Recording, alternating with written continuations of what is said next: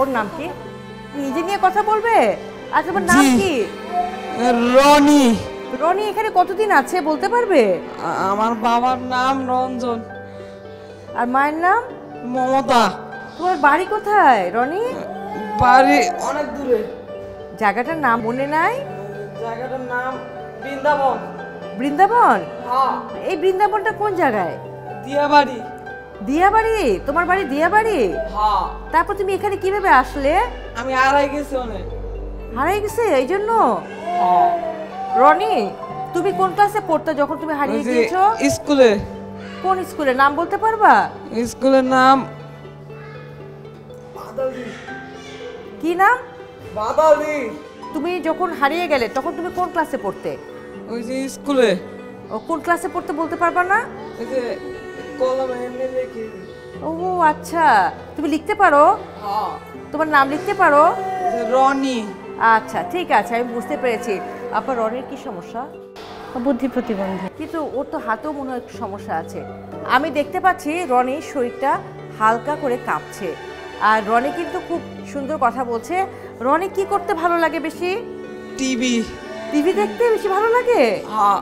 মা বাবার কাছে যেতে ইচ্ছা করে না? হ্যাঁ। রনি, তুমি যে বাসায় থাকতে যখন মা বাবার সাথে কে কে থাকতো সেই বাড়িতে? ওই যে বাইতে। হ্যাঁ, ওই যে বাদালি।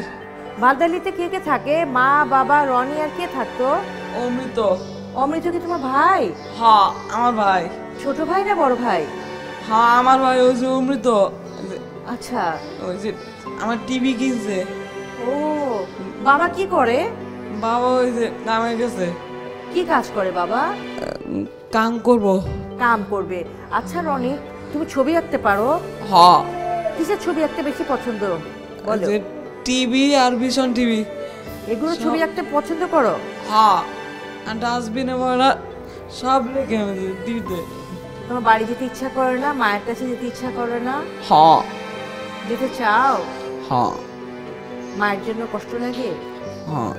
বাবার জন্য কষ্ট লাগে? হ্যাঁ। বাড়িতে যাবা? হ্যাঁ। তুমি যদি যাবো। তোমার বাড়ি কোথায় সেটা বলতে পারো তাহলে তো। বাদালদি। বাদালদি? ওই যে ভূমি অফিস। ভূমি অফিস? হ্যাঁ। ভূমি অফিস বাদালদি।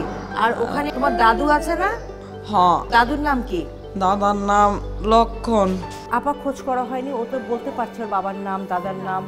ওকে আসলে আমাদের নিয়ে আসছে হচ্ছে আপনার ইয়া থেকে, মেট্রো রেলের এখানে যে আপনার উত্তরা দিয়াবাড়ি থানা, ওখান থেকে নিয়ে আসছে।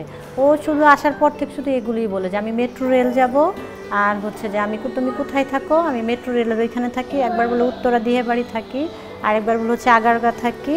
তো পুলিশ যখন নিয়ে আসছে আসার পর থেকে এগুলি, তখন আমি পুলিশদের সাথে আবার কথা বলছিলাম যে কোনো একটা কেউ বাচ্চা হারিয়ে গেলে তো অন্তত থানায় কেউ জিডি করে মাইকিং করে তারা বললো, পুলিশ যেটা জানায় সেটা হচ্ছে আমাদের ওখানে 2 দিন ছিল।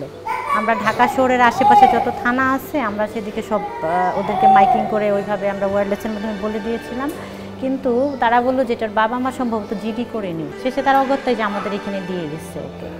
কিন্তু আসার পর থেকে ও সেম এই কথাগুলোই বলে, আমার নাম রনি, বাবার নাম রঞ্জন। রনির কি পছন্দ? টিভি দেখতে পছন্দ, তাই না? আর কি খাবার খেতে পছন্দ রনির? ভাত। ভাত পছন্দ? হ্যাঁ। মা কোন খাবারটা বেশি রান্না করতো রনির জন্য? তরকারি। কিসের তরকারি? মাছ। মাছ।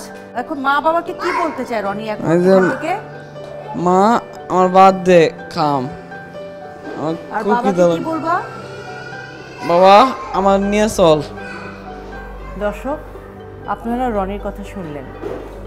রনিকে যখন জিজ্ঞাসা করেছি রনি মাকে কি বলতে চায়, সে বলছে মা ভাত দে খায়াম, খিদা লাগছে। আর বাবাকে বলছে বাবা আমাকে বাড়ি নিয়ে চল। তার মানে আপনারা বুঝতে পারছেন রনির ভিতরে কি চলছে। সে হয়তো এই প্রতিবন্ধী শিশু নিবাসে আছে, কিন্তু আসলে কি সে প্রতিবন্ধী শিশু নিবাসে আছে? তার মন তো পড়ে রয়েছে তার মা বাবার কাছে, তার বাড়িতে, যেখানে তার একটি ছোট ভাইও আছে। দর্শক, আমি যেটা জানতে পারলাম রনি হারিয়ে গেছে এই হারানো বিজ্ঞপ্তি দিয়ে বা তাকে খুঁজে পাওয়ার বিষয়ে সাহায্য চেয়ে কোনো থানাতে কোনো জিডি করা হয়নি। আমি জানি না রনির মা বাবা কিভাবে আছেন। সন্তান হারিয়ে মা বাবা কতটুকু ভালো থাকতে পারেন। ছেলেটা মা বাবার কাছে যাওয়ার জন্য ছটফট করছে, প্রতিটা মুহূর্তে মা বাবাকে মিস করছে, সে তার পরিবারকে মিস করছে। আজকের এই অনুষ্ঠানটি যারা দেখছেন তাদের মধ্যে যদি রনির পরিবারের পরিচিত কেউ থাকেন বা রনিকে কেউ চিনে থাকেন, দয়া করে যোগাযোগ করবেন আমাদের সাথে।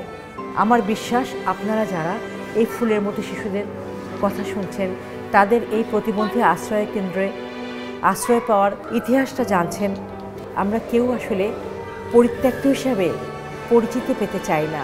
তাদের তো অধিকার ছিল মায়ের মমতা পাওয়ার, বাবার স্নেহ পাওয়ার, পারিবারিক নিরাপত্তার বলয়ে বেড়ে ওঠার। কেন তারা এই বিষয়গুলো থেকে বঞ্চিত হলো বলুন তো?